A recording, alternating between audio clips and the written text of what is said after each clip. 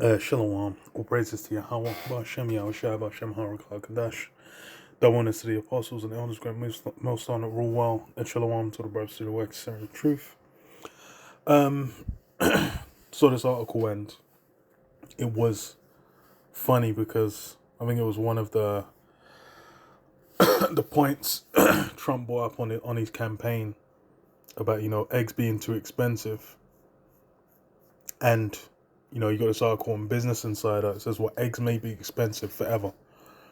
And it's something that in the UK, I remember there was an article years back now, probably like 2021, 2022 maybe, where it was one of the farmers that owned like big farms in the UK saying that one of the farmers saying that the time of cheap chicken was over. And these are things where it's especially since the war in Ukraine started, and then you had like wheat prices and whatnot go up. A lot of that price inflation and the increase has not deflated or decreased at all. And that's really where, people are realizing, oh, this is just this squeeze. That's just how it's going to be. That is just, this is just the rest of time. And as far as it's until this place goes down, it's basically just gonna wax worse and worse, and it's observable. Because I read that said, I wish I had good news about eggs, but alas, I do not. Egg prices are soaring again as bird flu sweeps the U.S. for the third straight year, cutting into supply. And yeah, it's basically been, maybe it was 2022 or 2021. I can't remember, but I know in the UK as well, there was a lot of culling done. There was shitloads of culling done in the US as well, because they were trying to stop the spread of it. But even with that, it's still propagated, and it's something that's been affecting globally, which then just means it's where it's got peak. And then even with how it's not even toning down, you might just get the spread of it because of people being like, you know what, fuck it, we can't, just be like, kill off all our chickens or whatever. They might have like thousands of chickens and be like, yo, if we kill this off, it might just, like, we might just go under. And it's like, it's one thing in, the so-called first world or second world, but in third world, there are people that are, yo, fuck that. And they might just fuck with it. And then you start having it spread. But we'll see. Because there's what, on the other side of the equation, seasonal factors have pushed demand up. All that holiday baking and the cold winter weather makes people into eggheads, and consumers have been buying eggs more than normal for the past couple of years. Those conditions aren't changing anytime soon, especially on the supply side. If I'm searching for a silver lining here, I guess it's that once you scare yourself enough about the potential implications of the bird flu for humans, you're not so worried about the price of eggs. But for now, we'll focus on egg prices and the bad news on that front. Super cheap eggs are not on the horizon. And yeah, that's something that, you go back to like 80s, 90s, 2000s, 2010s even. It's just, it was a norm. But, those things change. Same with like wheat, same with certain forms of poultry like chicken and whatnot, where these things would have just, there's a complete expectation that you can just get cheap meat, you can get cheap eggs, you can get cheap whatever. And, now we've shifted into a time where really that's all gone in the bin. That whole approach and mindset and expectation is like, doesn't really exist anymore. And people are going to realize over time, because it's remember you go to those that period of time, like post 2020, like 2021, where I'd go into the shops every few days. Few days is a bit really exact. Every few weeks, and then the prices would have like gone up. Everything would have gone up by like 5p, 10p, 15p, whatever. And that just happened over and over. And then people are like, oh, they think it's like in the UK. People, oh, Labour get in. Might have been people thinking Labour gets in, then it will switch it up and then bring prices down on certain things. Or, Trump's got in office, now Trump's here, he's going to save the day. That's what people are thinking. But the reality of it is, the reality of it is that, you know, even with doing that, that's only like that's having a very marginal impact. And then even with these guys that have been, you know, put over these operations in different countries, they've basically been put fucking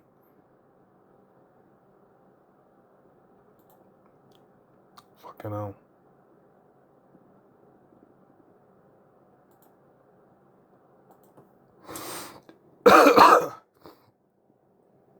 Fucking hell. They've basically been put in charge over this, but only for a to basically make sure it continues on its decline, man. It's not something where they're being put over it to rejuvenate, to bring it back to life. It's their basically job is to, you know, to ride it into the sunset, so to speak. That's the you know the ways which they've been put over it. So says if there Salak. If there's a single product that epitomizes what consumers hate about high prices nowadays, it's eggs. People buy them regularly and therefore know their exact cost. They are ingredients in a lot of foods, and if you're looking for a protein source, they're one of the healthy alternatives out there that won't break the bank, except they're not so inexpensive anymore. A cost of a dozen grade A large eggs hit $4.15 in December per the Bureau of Labor Statistics, up from $2.51 a year. Fucking hell, a year ago. The average price of eggs hasn't been below $3 since June, and it hasn't been below $2 since the start of 2022. So yes, it's like more or less doubled in the space of like 3 years. Wholesale prices paid by entities such as restaurants, grocery stores, and schools are much steeper, according to the global commodities tracker Expana. Wholesale Midwest large eggs are $7.27 a dozen. The 5-year average is $2.10. So people are getting fucking destroyed on these eggs. Fucking hell. There's a lot of variation depending on where you live and where you shop. Eggs can be a loss leader, meaning grocery stores discount them to get people in the door, and big box stores in particular price them quite low. Citing data from Sakana and Expana said the average cost of large eggs among smaller retailers was $5.31 a dozen. That's probably cheaper at Walmart and Costco. If you're in a state with laws about cage-free eggs, you might see higher prices. And I remember when they started culling, even the what they call them free-range eggs over here, you got battery chicken and then free-range eggs. They even stopped doing the ability to do free range eggs, and then imagine the price is still shut up. But he said it as well. It's something that's a go to commodity you can go to kind of see, okay, so how are these price changes, how's inflation, how's the current climate affecting these things, and then you can see like, yeah, it's what do you call it? It's clearly become an issue.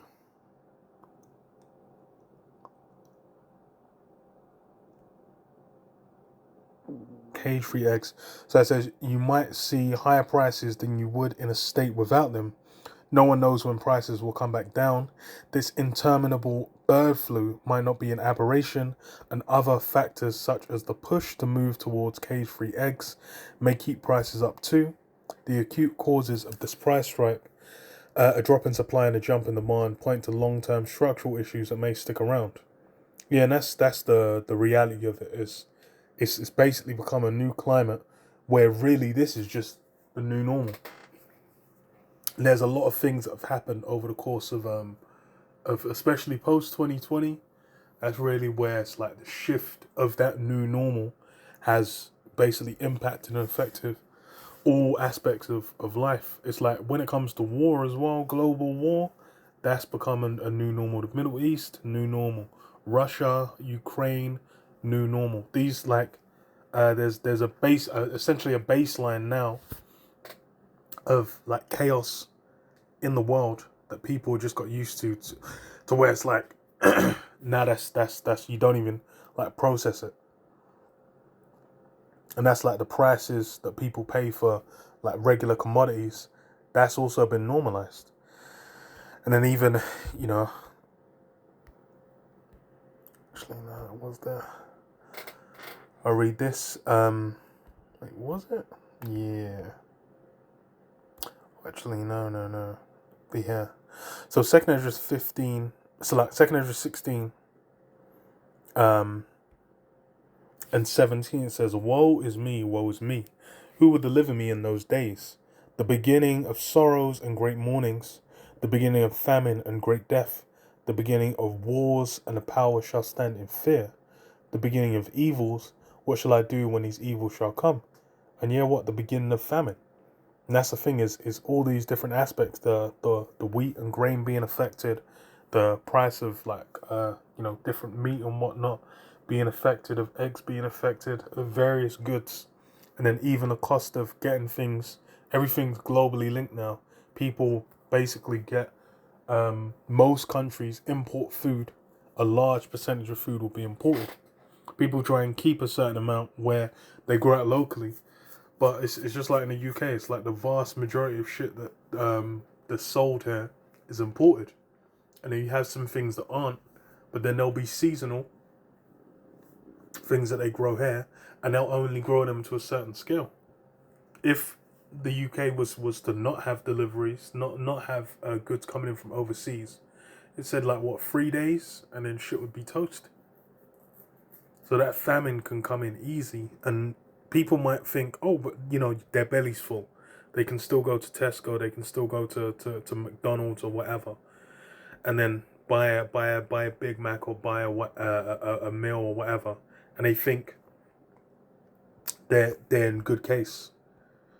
But the reality of it is that it's already enmeshing itself in how life's gonna be.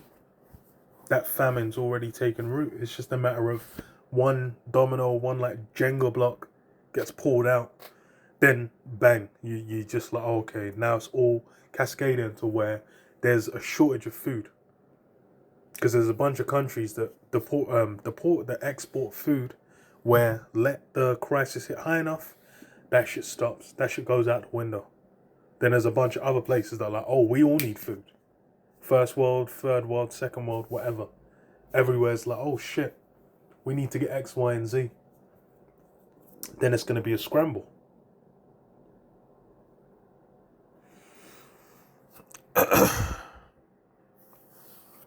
Jeremiah 15:2, and it shall come to pass, if they say unto thee, whither shall we go forth? Then thou shalt tell them, thus saith the Lord Yahweh, such as are for death to death, such as are for the sword to the sword, and such as are for famine to famine, and such as are for captivity to the captivity. So yeah, there's essentially been, deaths, forms of destruction appointed onto onto men, to where what? There's men where it's pointed for them to the sword. There's men appointed for captivity. There's men appointed for famine. And then with that's why it's as far as that famine is, it's something that can't be overturned. It's something that can't be you're not going to be able to get around that. Once that famine's appointed, it's toast. It's like you're done.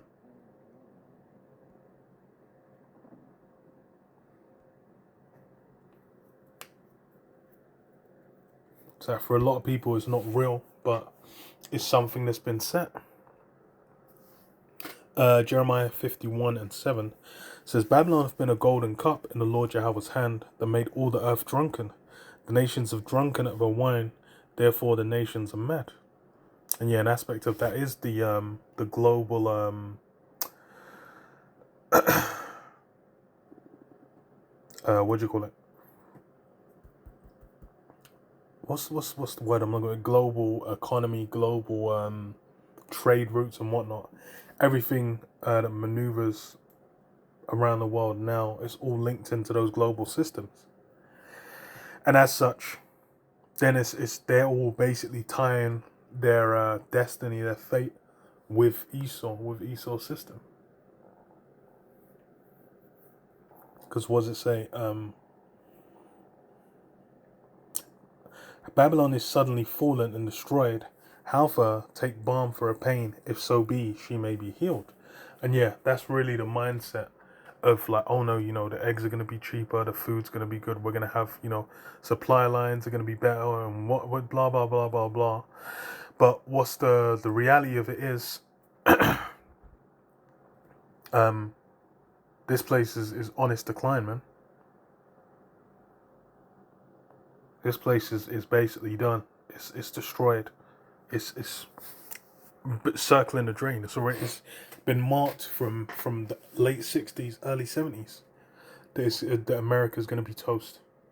So all that everyone has put, basically put, tethered their boat onto it. Everyone has basically decided we're going to go down with a ship.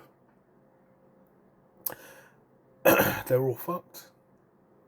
Because says what we would have healed Babylon, but she is not healed. Forsake her, and let us go every one to his own country. For her judgment reacheth unto heaven, and is lifted up even to the skies. And yeah, so Babylon's basically set for that judgment, for that destruction. Famine is an aspect of that. The food, waning and then being done. And then you'll have, that's the thing is like, even with, what is it in, I believe in 2 Kings, where you have like, man will paying legendary amounts of silver for like, for dove shit and like a donkey's head. Because man were fucking absolutely salt and had no food in their stomach. Where it's legendary levels of starvation. And that's the thing is the cost of even the simplest food to get will skyrocket under those conditions. And then it will just turn to violence. Where people will be like, fuck that. Dead is clot and eat him. Isaiah 24:4, it says, the earth mourneth and fadeth away, the world languisheth and fadeth away, the haughty people of the earth do languish. The earth also is defiled under the inhabitants thereof, because they have transgressed the laws, changed the ordinance, broken the everlasting covenant. Therefore hath the curse devoured the earth, and they that dwell therein are desolate, and therefore the inhabitants of the earth are burned, and few men left. Yeah. So the earth's defiled under the inhabitants thereof. And then what does it say? The world languisheth and fadeth away. Because why? It's essentially that decline period that you have at the end of a kingdom, where whilst it's declining, the next kingdom is building. And then you have prior examples of like Greece into Rome, or Medio-Persia into Greece. But with this one, it's the kingdom of heaven, where it's essentially got a whole different degree and quality of judgment that's going to go down, one that's never been seen before. Then a kingdom after that's going to be legendary.